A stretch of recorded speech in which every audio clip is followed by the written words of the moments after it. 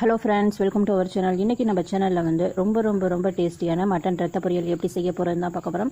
இது வந்து ஈரல் சாப்பிட்றோலையே அதே டேஸ்ட்லேயே தான் இருக்கும். வாங்க எப்படி செய்கிறதுன்னு பார்க்கலாம். வீடியோக்குள்ளே போகிறதுக்கு முன்னாடி நீங்கள் என்னோட சேனலை சப்ஸ்கிரைப் பண்ணலாம். மறக்காமல் வீடியோக்கு கீழே உள்ள ரெட் கலர் சப்ஸ்கிரைப் பண்ணி ப்ரெஸ் பண்ணி சப்ஸ்கிரைப் பண்ணிக்கோங்க. அப்படி பக்கத்தில் உள்ள பெல் ஐக்கானை கிளிக் பண்ணி அதில் ஆளுங்கிற ஆப்ஷனை சூஸ் பண்ணிக்கோங்க. ஸோ நெக்ஸ்ட் போகிற வீடியோஸ்லாம் நீங்கள் மிஸ் பண்ணாமல் பார்க்கலாம். இப்போது அடுப்பில் ஒரு கடாய் வச்சு அதில் கொஞ்சமாக எண்ணெய் விட்டு ஹீட் பண்ணி வச்சுக்கோங்க. எண்ணெயெல்லாம் நல்லா சூடானதுக்கப்புறம் இது கூட வந்து ஒரு ஸ்பூன் அளவுக்கு நம்ம கடலைப்பருப்பு சேர்த்துக்கலாம். இப்போ கடலைப்பருப்பெல்லாம் நல்லா செவந்ததுக்கப்புறம் இது கூட வந்து ஒரு அரை ஸ்பூன் கிட்ட பெருஞ்சீரகம் சேர்த்துக்கலாம். இது கூடவே வந்து 2 பச்சை மிளகாய் இது மாதிரி குட்டி குட்டியாக கட் பண்ணி வச்சுருக்கிறோம். அதையும் சேர்த்து விட்டு நல்லா வதக்கிக்கோங்க. இப்போ இதெல்லாம் நல்லா வதங்கினதுக்கப்புறம் இது கூடவே வந்து கொஞ்சமாக நம்ம சின்ன வெங்காயம் கட் பண்ணதை சேர்த்துக்கலாம். ஒரு கொத்து கருவேப்பிலை சேர்த்துக்கோங்க.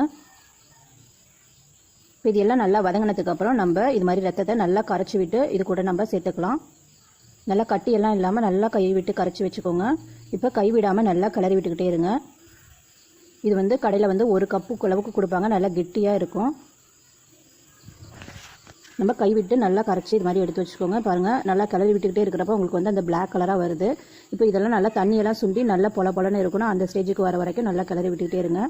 நம்ம தண்ணி சேர்க்காமலேயே நமக்கு அந்த ரத்தம் வந்து தண்ணி விட்டு வருது. இந்த தண்ணியெல்லாம் நல்லா கொஞ்சம் சுண்டட்டும்.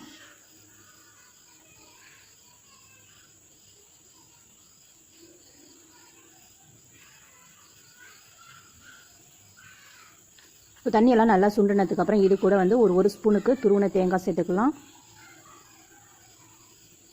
சேர்த்ததுக்கப்புறம் கொஞ்சம் ஹை ஃப்ளேமில் வச்சு நல்லா கிளறி விட்டுக்கோங்க. இது வந்து அந்த ஈரல் டேஸ்ட்டில் இருந்தாலும் சாப்பிட்றதுக்கும் ரொம்ப நல்லாயிருக்கும். நல்லா இது மாதிரி பொலன்னு இருக்கட்டும். சாப்பிட்றதுக்குலாம் ரொம்பவே டேஸ்ட்டாக இருக்கும். இது வந்து வேற ஒரு பாத்திரத்துக்குள்ள நம்ம மாற்றி வச்சுக்கலாம்.